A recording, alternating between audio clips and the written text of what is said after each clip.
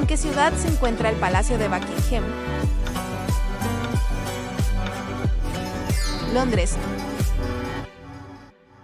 ¿Cuál es el nombre del famoso detective creado por Agatha? Hércules Poirot. ¿En qué país se encuentra la muralla china? China. ¿Cuál es el nombre del animal que puede cambiar de color? Camaleón. ¿En qué ciudad se encuentra la Catedral de Notre Dame?